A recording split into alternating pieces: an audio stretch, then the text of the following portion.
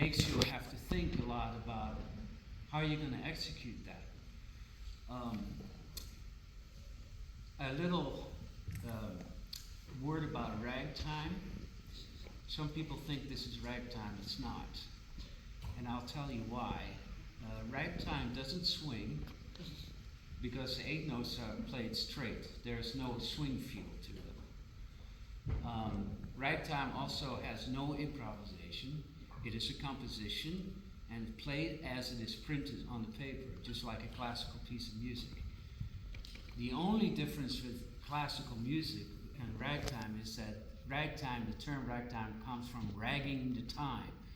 That was a slang term in the United States for syncopation.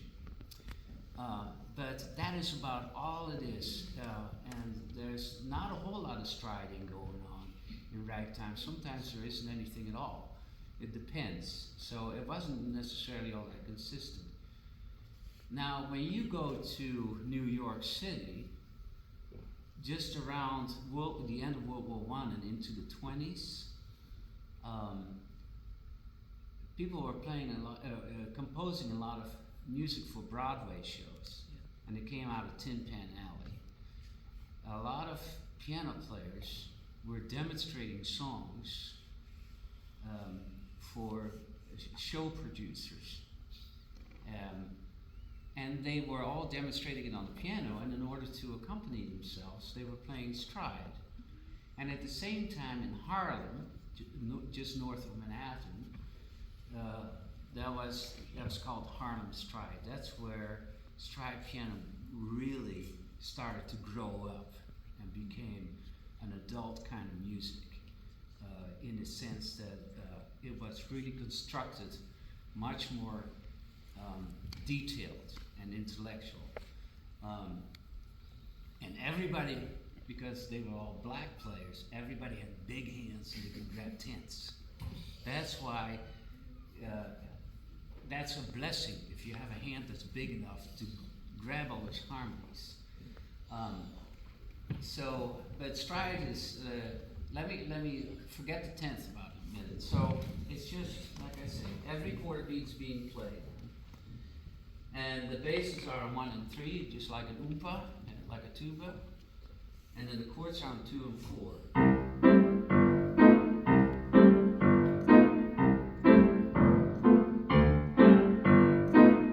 I can't do single bass anymore because I'm doing it without my thumb. I need my thumb to guide my hand. That's another thing. I'll get to that here. But that's basically what it is. Bass, chord, bass, chord, bass, chord. And when you grab a tenth, it fills it up immediately, because a tenth is nothing more than a third, an octave up. Okay, you don't want to do it here. It's mud. So you do it here. Okay, now that's a tenth interval. And all of a sudden I have one of the guide tones of the chord in there. And the third is a very important harmony. We call it a guide tone.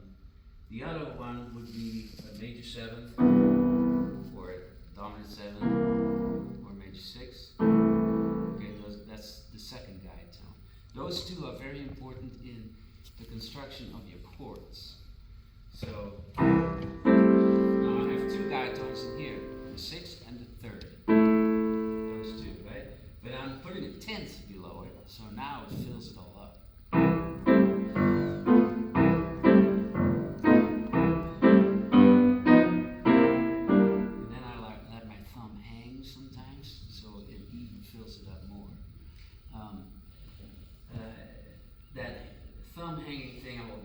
To it here in a minute too. So it's always a striding motion.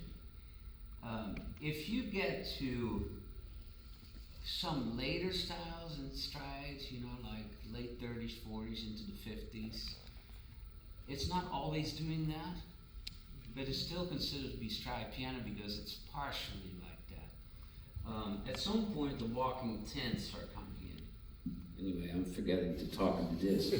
Have you been able to hear me at all? Just now? Okay. Sorry. I always forget about the microphone because I'm going to sit here and look at you like that. So, sorry. Put it over here for a minute. And so the Walking tense, that's another thing that snuck in there, and fairly early, mid to late 30s, you know. So if I do, see, I go to the next part of the song, whatever the chord changes are, right? So, something like that, that's walking tense.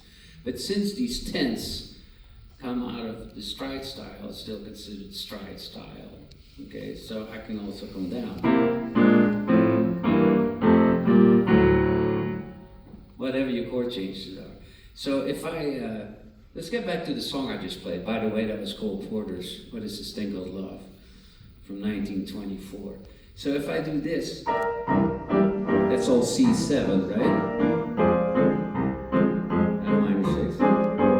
G7, G major. Now it's resolved. There's a genius about that composition too, because the tonic, the actual real tonic chord doesn't happen until the end of the A section. It doesn't start with it. That's just a little bit of trivia. Now, if I don't want to play 2 measures of C7, I can add some variety to it with walking tenths. And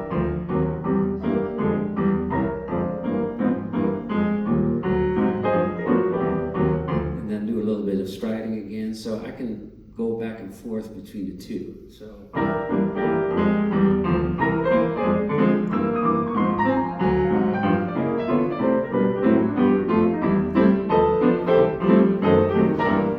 And I'm just making that up as I go along.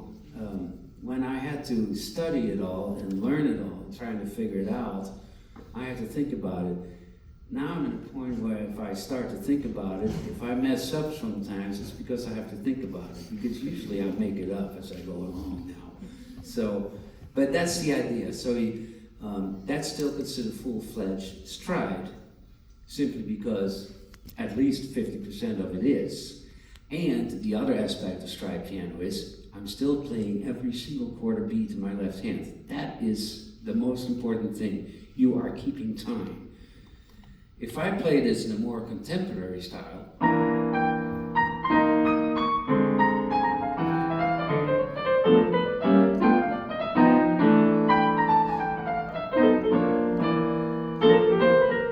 something like that, right?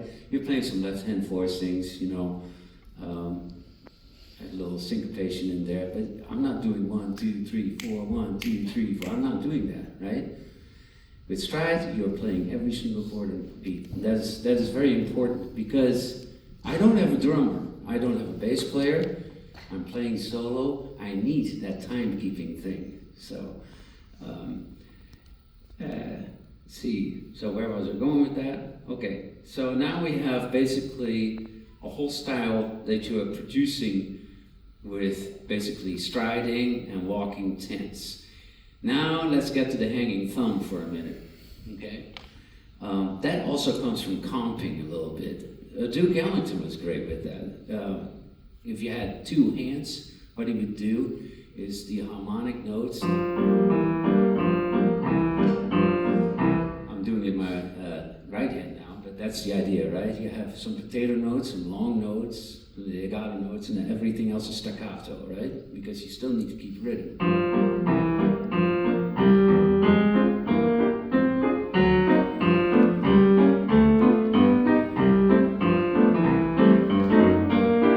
You can kind of consider that 2-handed stride. I don't know, because harmonically and, you know, keeping time, you're basically stylistically doing exactly the same thing. But now you're creating legato notes in there.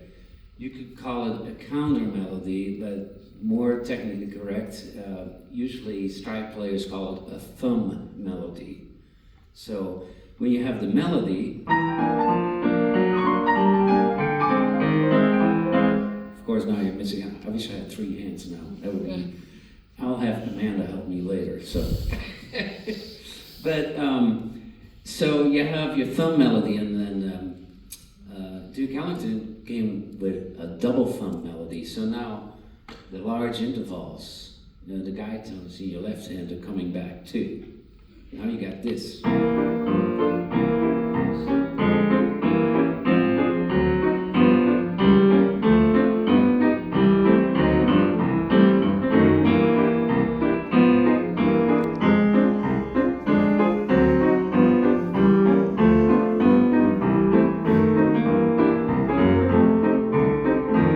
Etc.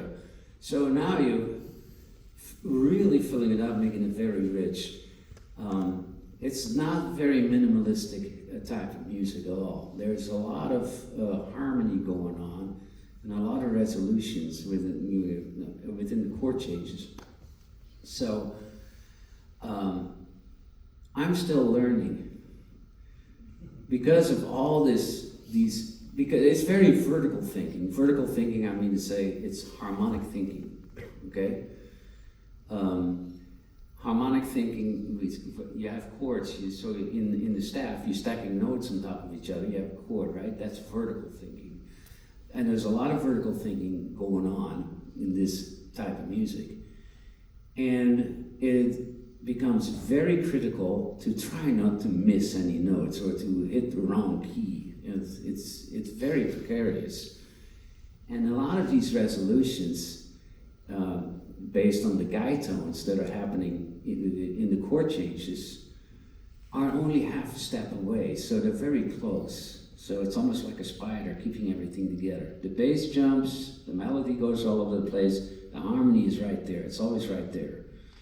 And so you have to think about your resolutions. This is where a lot of music theory knowledge comes into play, as far as studying the theory behind it. And stride piano is basically the foundation of modern left-hand voicing. Because if I play something like this, here's my voicing, right? Now it's very close to this, but it's the same shape, right? And it's based on, here are my guide tones, here's my fifth and my ninth to help fill it up to make it a four voice. That's a modern way of playing. And then I can modify the jazz extension, but it's the same idea. You're having the same shapes as it basically comes out of stride piano. If you listen to Art Tatum, he already applied a lot of the more modern voicings, even in stride itself, and it's still very authentic. It works. So those are all kind of things that you have to think about, whether it's this double thumb. Now, I only have two hands, so I'm going to have to try to figure out something for my left hand to additionally do while I'm playing the melodies, but I only have one thumb here, so I have to deal with that. How did I come up with that? Because I didn't have the middle pedal on the piano, right? So I can do this. That's my sostenuto, it only lifts that particular damper. I didn't have that, so I had to kind of mimic it.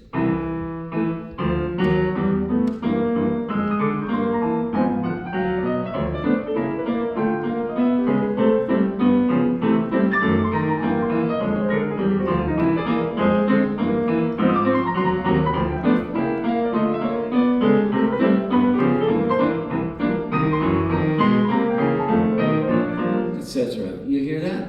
So it's like I'm not doing everything that I can with two hands, but it's kind of mimicking it, and it helps fill in the harmony because of the elongated notes that I have now. So that is something that is also very important in the playing of this style. Now let's talk about the right hand for a minute, because I can play single melodies.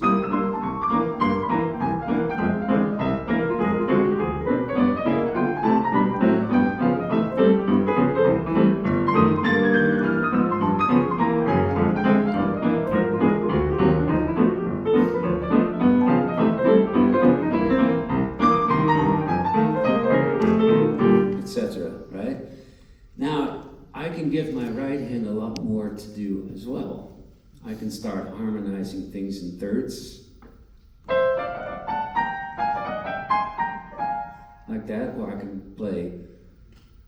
block chords.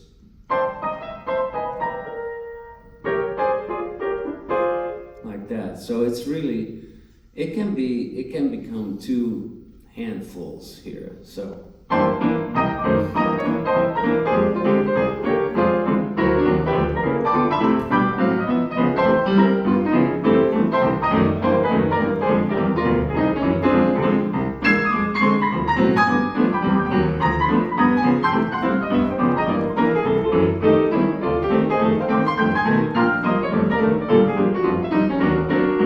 Etc. So, and you can also drop in some flat fives or sharp 11s and modify your jazz extension a little bit, and it's still authentic.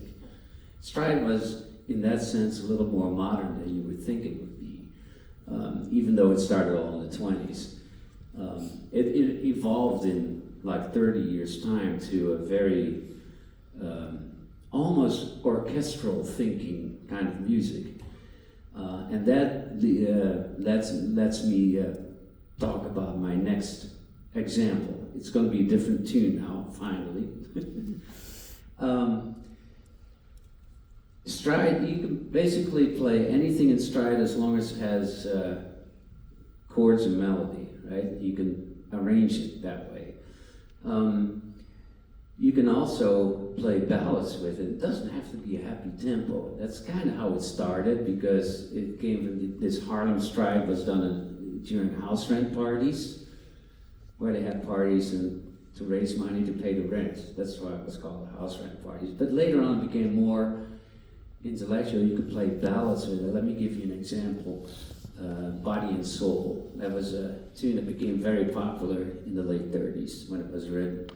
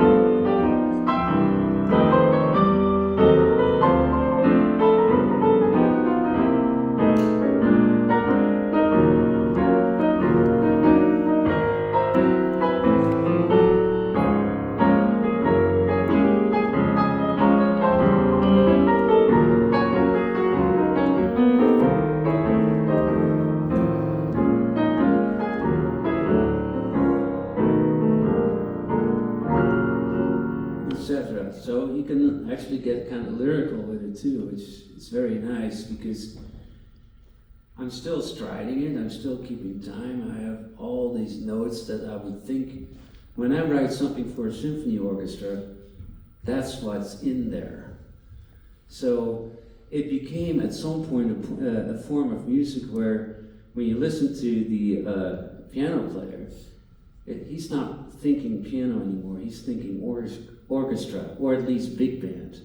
So here's another thing. So I did the melody just now, the theme, all in block harmony in my right hand. But then, for instance, in solo, I can change it up with single line melody, and you can change the dynamics by going back and forth. So now I go into the solo.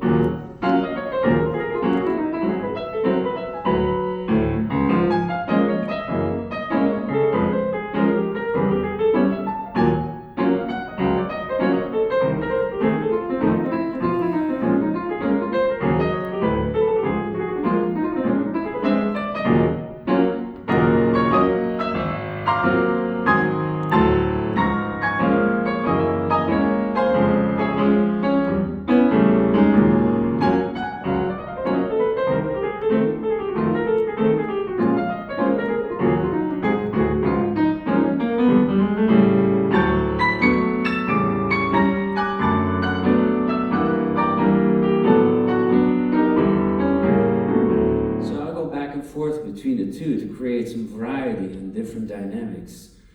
But it's not just volume difference, it's just an approach difference. Blow it up in harmony, or doing single line melody, or just octaves.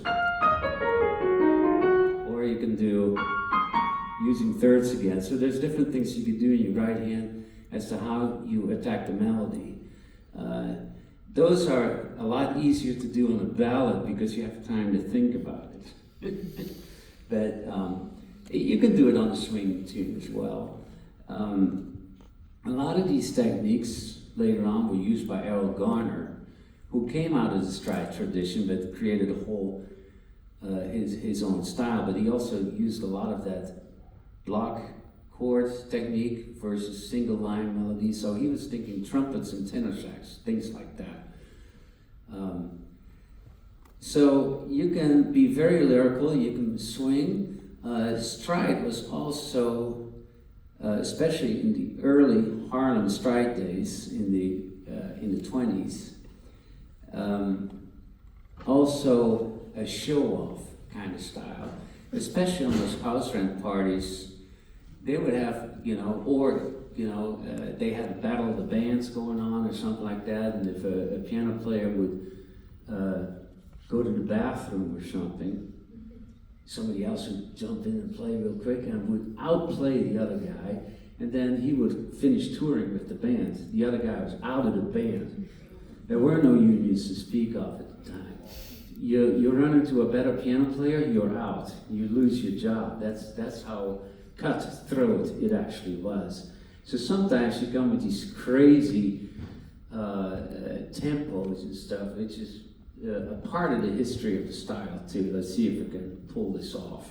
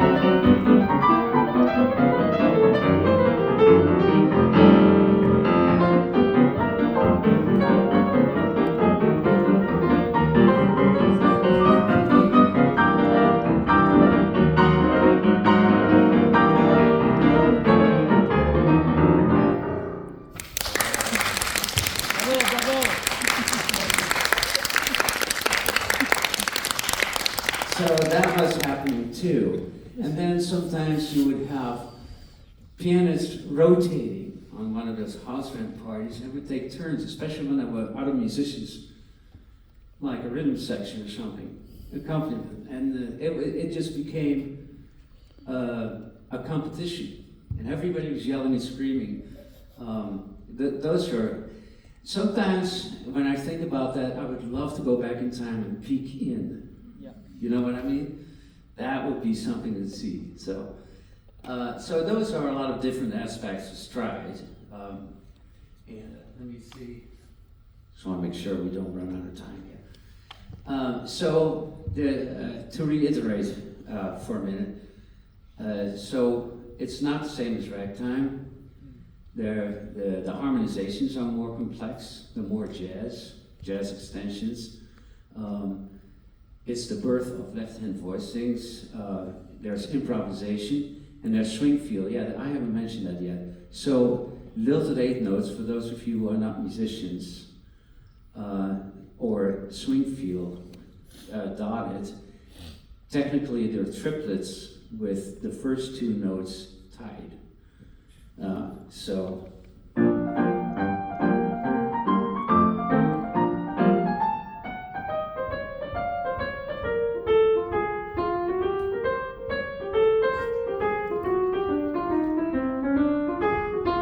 every first eight notes is longer than the second one. If I play them straight, it would sound like this.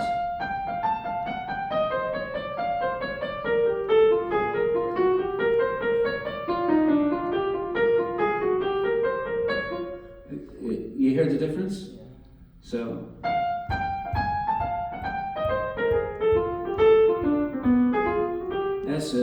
That's one of the most important elements in jazz, the swing feel, even in more modern styles.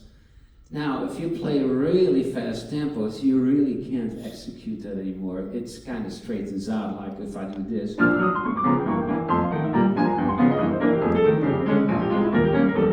There's no time really to dot the eighth notes, it's too fast.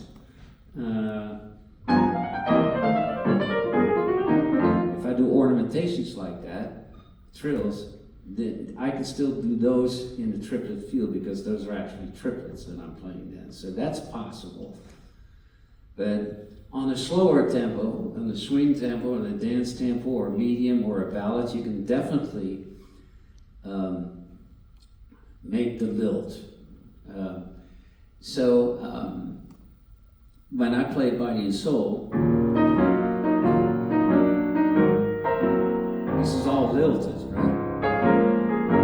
If I play it straight, sorry, I have to get in there.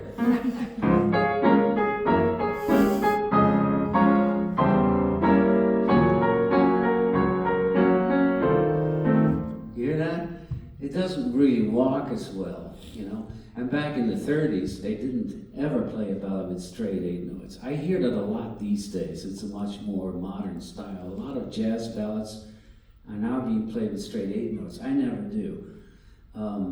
I always still play lilted eight notes because the song is old, and I think, in my personal opinion, or I just like to play it the way it was intended to be.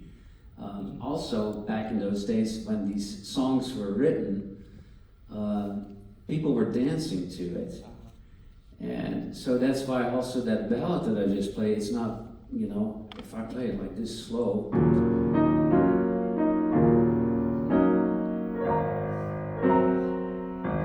A lot of people play it very slow. I play it faster. We call that a walking ballad.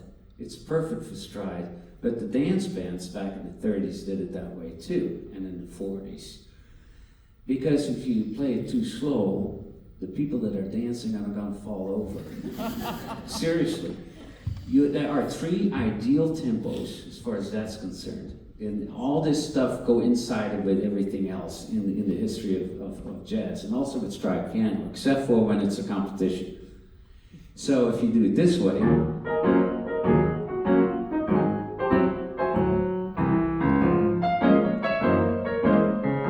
people can, you know, dance and make their steps without having to wait too long and losing their balance, right? So it's like, that's your pendulum right there.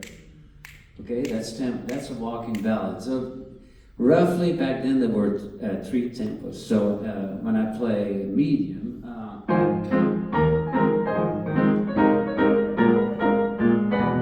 like that,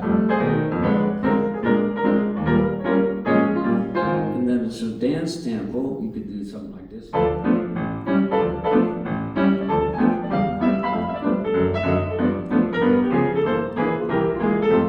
So they're not too far apart, they're not too slow, and medium is just medium, and the dance tempo on the swing side is not too fast.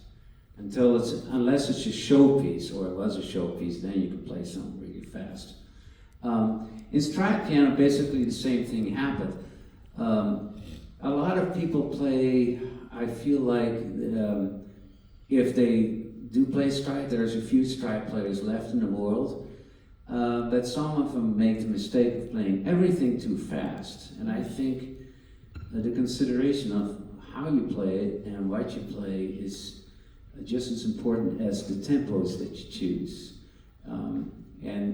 When you play everything, you play all your quarter beats, it will become very obvious immediately whether it's workable or not. There's another thing that I really wanted to touch upon. At the same time, barrel house blues occurred. We know it as boogie woogie, but the original term of the music itself is barrel house blues. So you get things like this.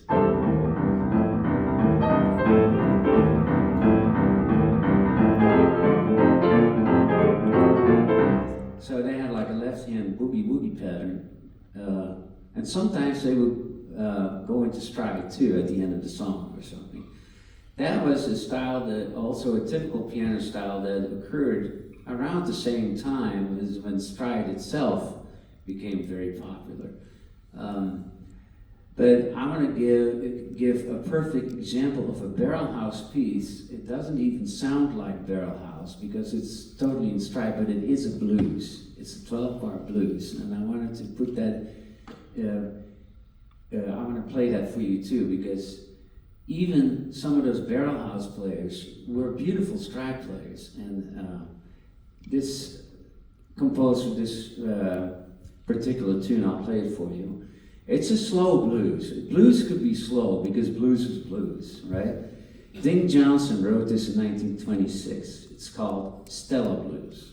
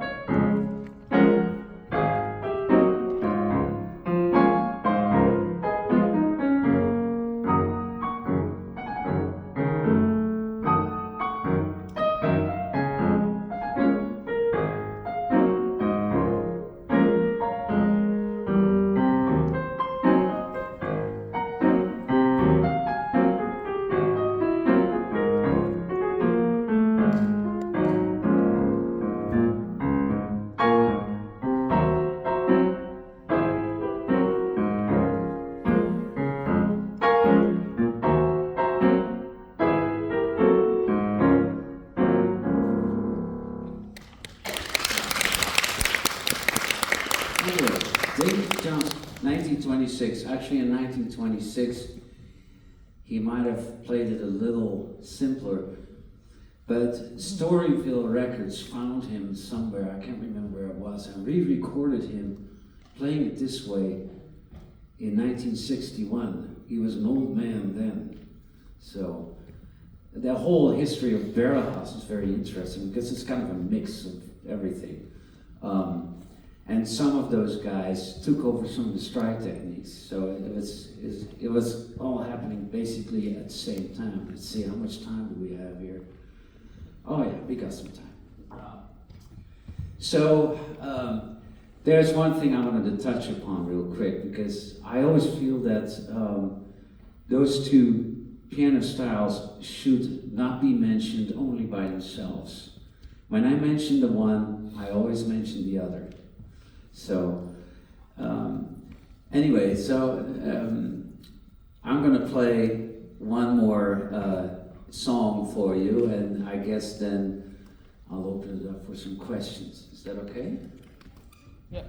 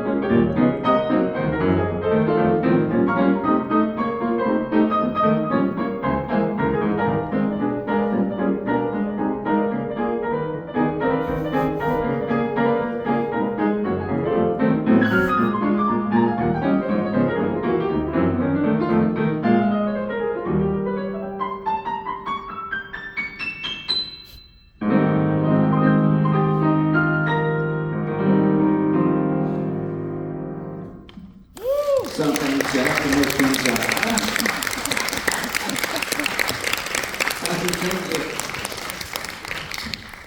Oh yeah, sometimes you have to make things up, right? So, any questions? Let's do this. Who has a So question? sorry. Yes. Could you kindly explain what is guy tone again? Pardon? Guy tone. Sorry. The guy tone that you mentioned. With the blues? Yeah. Or Dink Johnson. Guide tone. Guy tone. Is it? What? The guide tone. The third and Oh, the seventh. guide tones. I thought the guy with the. Okay, sorry. Guide tones. So sorry. Guide tones. Okay, the guide tones are the two most essential harmony in the chord. Those are thirds and sevenths. Whether it's a major seven or a dominant seven. Could also be a minor seven. And it could be a six. So let me give you an example. The best example is to give you three notes, the bass and the two guide tones. Let's do a C major 7 chord. It sounds like, there's my 7, major 7, there's my third. Those two are the guide tones. Everything else is like filler. You only have a ninth and a fifth. If I add a fifth, okay, or I could put a ninth in there too. It fills it up to more like a 3-part or 4-part harmony, like a block, you know. But those are your guide tones. Those are the two that are most important because those two notes are doing all the resolutions between the chords. That's why they are called guide tones. Let me give you an example. Let's do a 2-5-1 in C. 2-5-1 refers to the scale degrees in the bass. So if the song is in C, if I do 2-5-1 in C, my next note in the scale is D, that's my 2. My G is the 5th. So 5, 1, 2, 5, 1. That's what my bass does. Okay? Now, in a standard case, the guide tones on the 2, the D, that would be a D minor chord, a minor 7. So there's my minor third, there's my minor 7. Those numbers are counting from the root of the chord. So in this case, the D, the bass note, right? That's the root of the chord, D minor. Minor third, minor 7. Now, when I go to 5, that's a dominant 7 chord. The F stays. It doesn't move at all. If the less movement in the guide tones, the better, because then it has to resolve. Now the F becomes the 7th, and there's my third. So the C goes to the B. And that's a resolution. It's a very smooth move. Sometimes the note doesn't move at all, or it moves only by half a step or something like that, or a whole step at most. Very small movements. So now from the 5 I go to the 1. Now that B goes from a third, becomes, now the function changes. On the C it's a 7th again. That's my major 7, and there's my third. So that's my C major 7, all right? D minor 7, G 7, dominant 7, C major 7. That's a very standard 2-5-1 technique. Those two notes on top of the bass are my guide tones. They make sure that everything moves correctly. I can also invert them. In other words, I can put them in a different order. So instead of having the C first against the bass and then the F or the minor third on top, I can put the minor third an octave down and leave the C on top, the 7th. That's my different shape. I inverted it down, okay? So my F is now, or my minor third is now an octave lower. So now you hear the C going to the B, that's my third. Now the F doesn't move, that's now becoming my 7th. And then it goes to third, and that's my C major 7. So I can play it here, or I can play it here, or lower my bass. So the way that hardly moves, it's all staying very close together. That is called resolution. I mean, if I do parallel harmony, it jumps with the bass. You don't want that. You want to tie it together. It's a lot smoother. So you do that if I play